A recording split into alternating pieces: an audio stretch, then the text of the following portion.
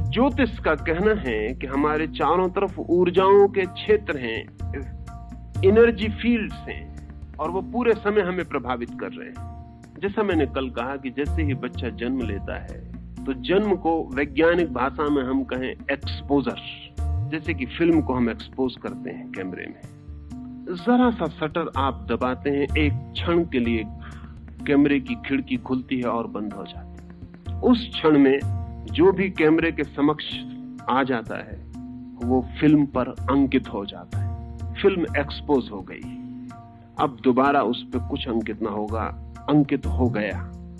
और अब ये फिल्म उस आकार को सदा अपने भीतर लिए रहेगी। जिस दिन माँ के पेट में पहली दफा गर्भाधान होता है तो पहला एक्सपोजर होता है। जिस दिन माँ के पेट से बच्चा बाहर आता है, जन्म लेता है, उस दिन दूसरा एक्सपोजर होता है। और ये दोनों एक्सपोजर उस संवेदनशील चित्त पर फिल्म की भांति अंकित हो जाते हैं। पूरा जगत उस क्षण में बच्चा अपने भीतर अंकित कर लेता है और उसकी सिंपैथीज निर्मित हो जाती हैं। ज्योतिष इतना ही कहता है कि यदि वो बच्चा जब पैदा हुआ है तब अगर रात है, और जान के आप हैरान होंगे कि 70 से लेकर 90% तक बच्चे रात में पैदा होते हैं। ये थोड़ा हैरानी का है, क्योंकि आमतौर से 50% होने चाहिए। 24 घंटे का हिसाब है, इसमें कोई हिसाब भी ना हो, बेहिसाब भी बच्चे पैदा हो तो 12 घंटे रात, 12 घंटे दिन, साधारण संयोग और कॉम्बिनेशन से ठीक है 50% हो जाए। कभी भूल चूक 2-4% इधर उधर हो, लेकिन 90% तक बच्चे रात में जन्म लेते हैं। 10% बच्चे मुश्किल से जन्म दिन में लेते हैं। अकारण नहीं हो सकती ये बात, इसके पीछे बहुत कारण है।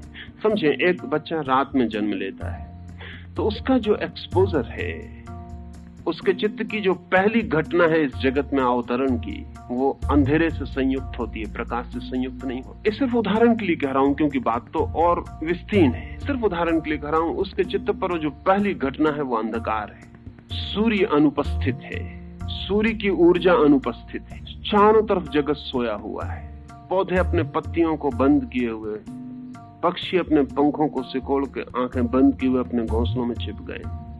सारी पृथ्वी पर निद्रा है, हवा के कण कण में चारों तरफ नींद है, सब सोया हुआ है, जागा हुआ कुछ भी नहीं। ये पहला इम्पैक्ट है बच्चे पर। अगर हम बुद्ध और महावीर से पूछें तो वो कहेंगे कि अधिक बच्चे इसलिए रात में जन्म लेते हैं क्योंकि अधिक आत्माएं सोई हुई हैं, asleep।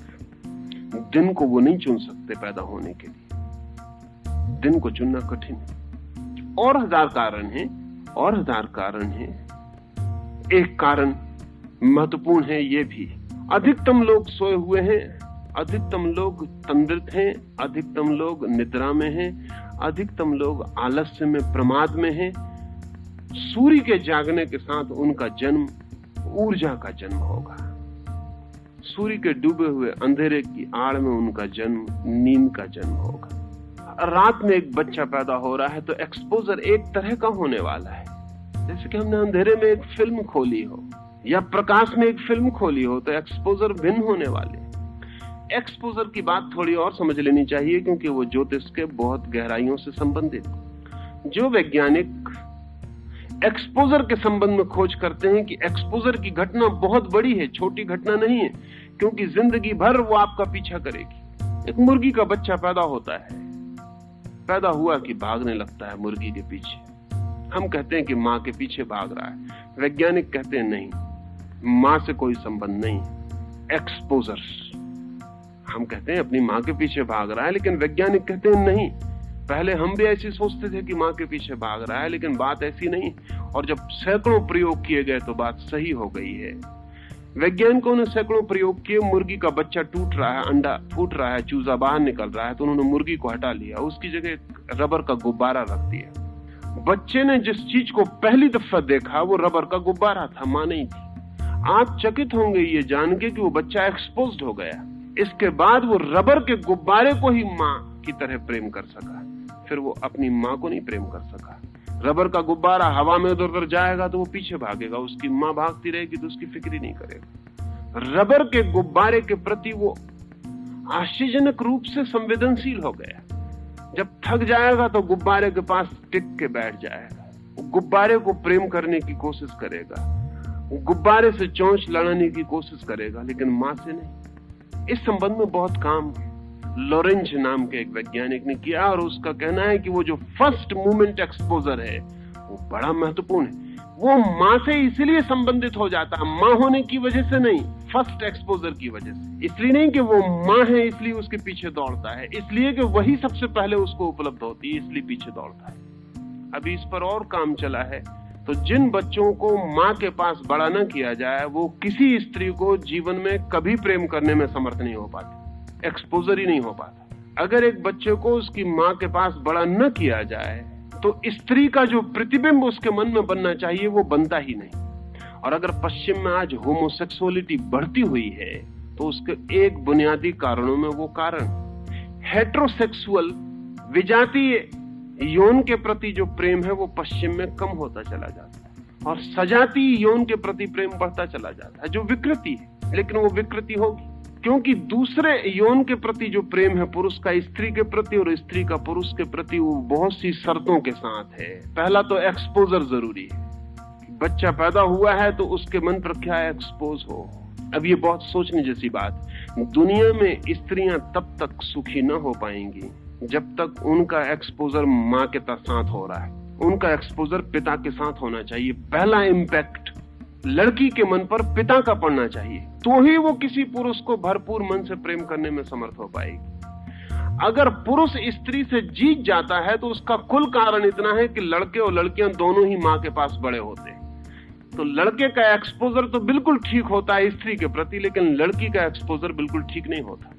इसलिए जब तक दुनिया में लड़की को पिता का एक्सपोजर नहीं मिलता तब तक स्त्रियां कभी भी पुरुष के समकक्ष खड़ी नहीं हो सकेंगी, न राजनीति के द्वारा, न नौकरी के द्वारा, न आर्थिक स्वतंत्रता के द्वारा, क्योंकि मनोवैज्ञानिक अर्थों में एक कमी उनमें रह जाती। वो अब तक की पूरी संस्कृति उस कमी को पूरा नहीं कर पाई। अगर ये छोटा सा गुब्बारा या मुर्गी या माँ इनका एक्सपोजर प्रभावी करता है इतना ज्यादा कि व्यक्ति का चित्त सदा के लिए उससे निर्मित हो जाता है। ज्योतिष कहता है कि जो भी चारों तरफ मौजूद है, द होल यूनिवर्स, वो सभी का सभी उस एक्सपोजर के क्षण में, उस चित्त के खुलने के क्षण में भीतर प्रवेश कर जाता है और जीवन भर की सिंपैथीज और एंटीपैथीज निर्मित हो जाती है।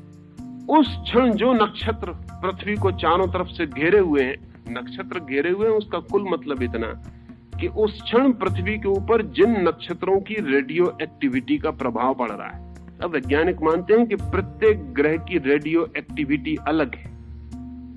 जैसे वीनस, उससे जो रेडियो सक्रिय तत्व हमारी तरफ आते हैं वो चांद के रेडियो सक्रिय तत्वों से भिन्न है। या जैसे जुपिटर, उससे जो रेडियो तत्व हम तक आते हैं वो सूर्य के रेडियो तत्वों से भिन्न है, क्योंकि इन प्रत्येक ग्रहों के पास अलग तरह की गैसों और अलग तरह के तत्वों का वातावरण है।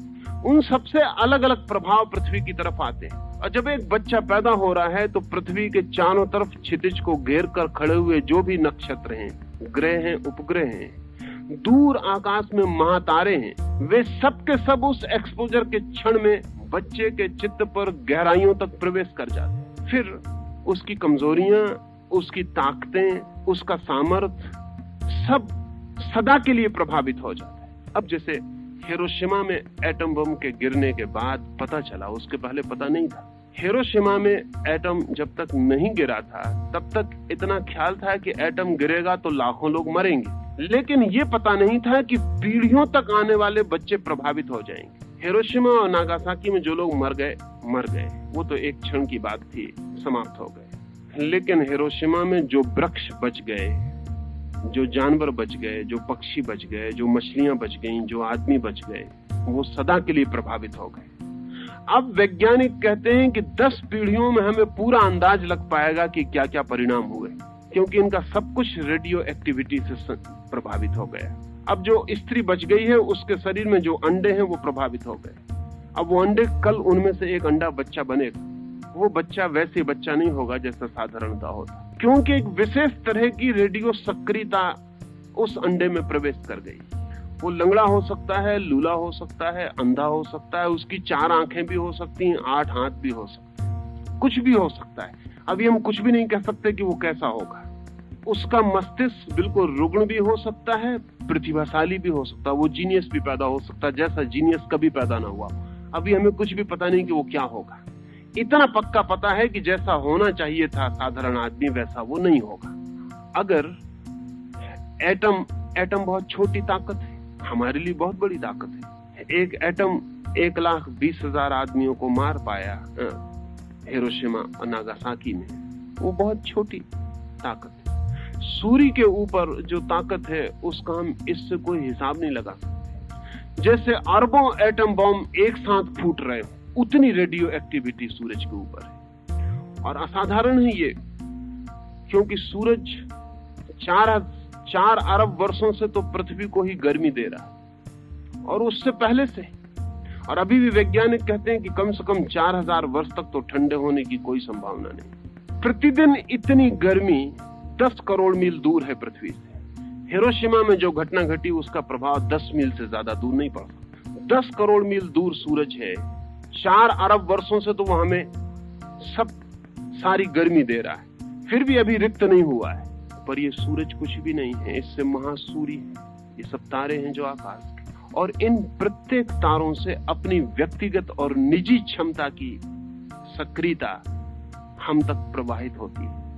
एक बहुत बड़ा वैज्ञानिक जो अंतरिक्ष में फैलती ऊर्जाओं के संबंध में अध्ययन कर रहा है, गॉकलिन, उसका कहना है कि जितनी ऊर्जाएं हमें अनुभव में आ रही हैं उनमें से हम 1% के संबंध में भी पूरा नहीं जानते। जब से हमने कृत्रिम उपग्रह छोड़े हैं पृथ्वी के बाहर, तब से उन्होंने हमें इतनी खबरें दी हैं कि हमारे पास न शब्द हैं उन खबरों को समझने के लिए, न हमारे पास विज्ञान है। और इतनी ऊर्जाएं, इतनी एनर्जी चारों तरफ बह रही होंगी, इसकी हमें कल्पना ही नहीं थी। इस संबंध में एक बात और ख्याल में ले लेनी जरूरी है।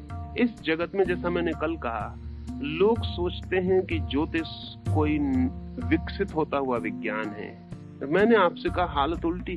ताजमहल अगर आपने देखा हो तो जमुना के उस पार कुछ दीवारें आपको उठी हुई दिखाई पड़ी होंगी। कहानी यह है कि शाहजहां ने मुमताज के लिए तो ताजमहल बनवाया, और अपने लिए, जैसा संगमरमर का ताजमहल है, ऐसी अपनी कब्र के लिए संग मूसा का, काले पत्थर का महल वो जमुना के उस पार बना रहा है, लेकिन वो पूरा नहीं हो पाया।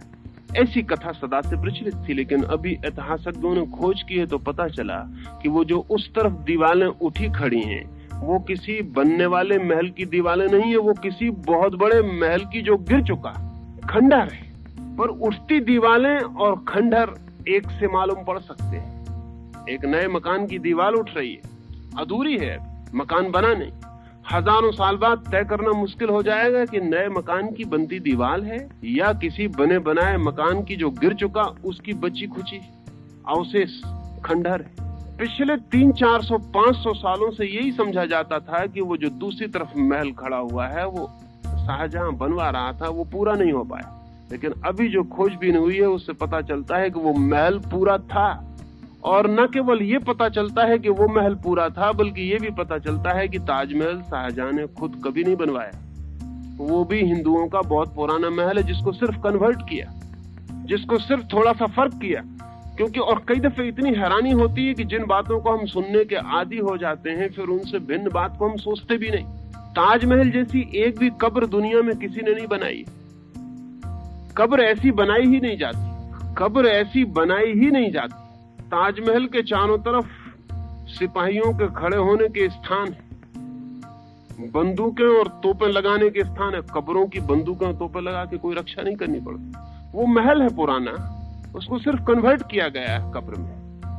वो दूसरी तरफ भी एक पुराना महल है जो गिर गया, जिसके खंडहर शेष रह गए। ज्योतिष भी खंडहर की तरह है। वो बहुत बड़ा महल था, पूरा विज्ञान था जो ढह गया। कोई नई चीज नहीं है, कोई नया उठता हुआ मकान नहीं है, लेकिन जो दीवारें रह गई हैं उनसे कुछ पता नहीं चलता कि कितना बड़ा महल उसकी जगह रहा हो। बहुत बार सत्य मिलते हैं और खो जाते हैं। अरिस्टिकारस नाम के एक यूनानी ने जीसस से 200-300 वर्ष पूर्व ये सत्य खोज निकाला था कि सूर्य केंद्र है, पृथ्वी केंद्र नहीं है। अरिस्टिकारस का ये सूत्र हेलियोसेंट्रिक, सूरज केंद्र पर है, जीसस से 300 वर्ष पहले खोज निकाला। लेकिन जीसस के 100 वर्ष बाद टोलेमी ने इस सूत्र को उलट दिया और पृथ्वी को फिर केंद्र बना दिया। और फिर 2000 साल लग गए केपलर और कोपर्निकस को खोजने में वापस कि सूर्य केंद्र है, पृथ्वी केंद्र नहीं। 2000 साल तक अरिस्टिकारस का सत्य दबा पड़ा रहा। 2000 साल बाद जब कोपर्निकस ने फिर से कहा, तब अरिस्टिकारस की किताबें खोजी। लोगों ने कहा तो हैरानी की बात है, अमेरिका कोलंबस ने खोजा ऐसा पश्चिम के लोग कहते हैं। एक बहुत प्रसिद्ध मजाक प्रचलित है, ऑस्कर वाइल्ड अमेरिका गया हुआ, उसकी मान्यता थी कि अमेरिका और भी बहुत पहले खोजा जा चुका।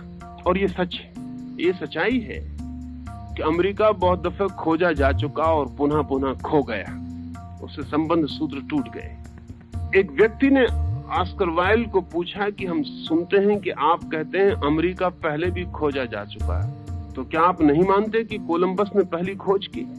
और अगर कोलंबस ने पहली खोज नहीं की तो अमेरिका बार बार क्यों खो गया? तो ऑस्कर वाइल्ड ने मजाक में कहा कि कोलंबस ने पुनः खोज की है, ही rediscovered America. It was discovered so many times but every time hushed up. हर बार दबा के इसको चुप रखना पड़ा क्योंकि उपद्रव को बार बार हस्ड अप। महाभारत अमेरिका की चर्चा करता है। अर्जुन की एक पत्नी मेक्सिको की लड़की है। मेक्सिको में जो मंदिर हैं वो हिंदू मंदिर हैं, जिन पर गणेश की मूर्ति तक खुदी हुई है। बहुत बार सत्य खोज लिए जाते, खो जाते।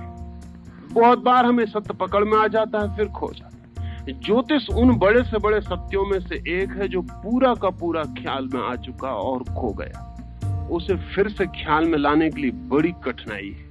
इसलिए मैं बहुत सी दिशाओं से आपसे बात कर रहा हूं, क्योंकि ज्योतिष पे सीधी बात करनी का अर्थ होता है कि वो जो सड़क पर ज्योतिषी बैठा है, शायद मैं उसके संबंध में कुछ कह रहा हूं। जिसको आप 4 आने दे के और अपना भविष्य फल निकलवा आते हैं, शायद उसके संबंध में या उसके समर्थन में कुछ कह रहा हूं।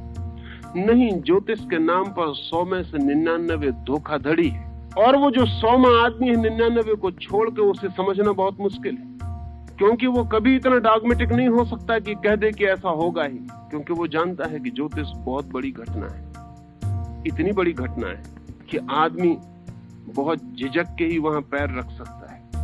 जब मैं ज्योतिष के संबंध में कुछ कह रहा हूं तो मेरा प्रयोजन है कि मैं उस पूरे विज्ञान को आपको बहुत तरफ से उसके दर्शन करा दूं, उस महल के, तो फिर आप भीतर बहुत आश्वस्त होकर प्रवेश कर सकें।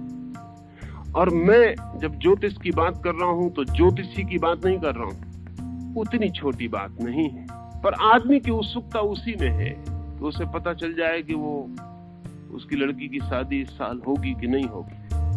इस संबंध में ये भी आपको कह दूं कि ज्योतिष के 3 हिस्से हैं। एक जिसे हम कहें अनिवार्य, इसेंशियल, जिसमें रत्ती भर फर्क नहीं होता, वही सर्वाधिक कठिन है उसे जानना। फिर उसके बाहर की परिधि है नॉन इसेंशियल, जिसमें सब परिवर्तन हो सकते हैं, मगर हम उसी को जानने को उत्सुक होते हैं। और उन दोनों के बीच में एक परिधि है सेमी इसेंशियल, अर्ध अनिवार्य, जिसमें जानने से परिवर्तन हो सकते हैं, ना जानने से कभी परिवर्तन नहीं होंगे। 3 हिस्से कर लें।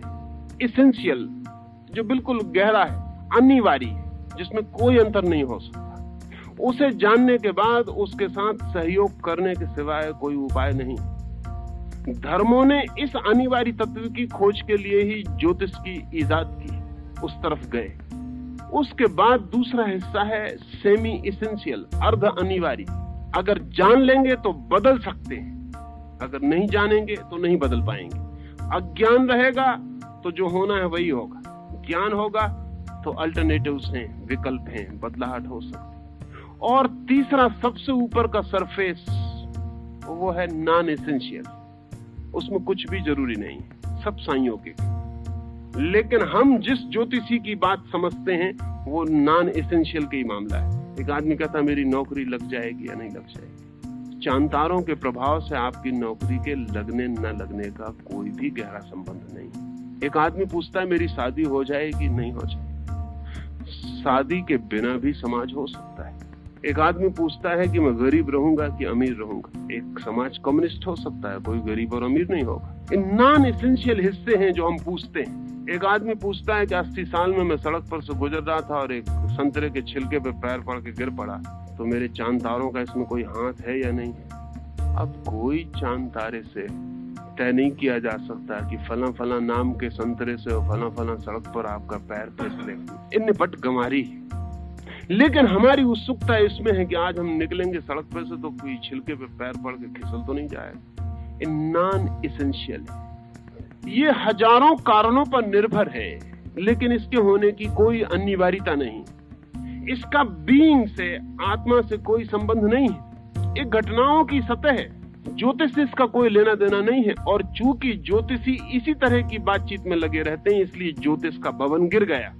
ज्योतिष के भवन के गिर जाने का कारण ये हुआ कि ये बातें बेवकूफी की। कोई भी बुद्धिमान आदमी इस बात को मानने को राजी नहीं हो सकता कि मैं जिस दिन पैदा हुआ उस दिन लिखा था कि मरीन ड्राइव पर फला फला दिन में एक छिलके पे मेरा पैर पड़ जाएगा और मैं फिसल जाऊंगा। ना तो मेरे फिसलने का चांद तारों से कोई प्रयोजन है, ना उस छिलके का कोई प्रयोजन। इन बातों से संबंधित होने के कारण ज्योतिष बदनाम हुआ।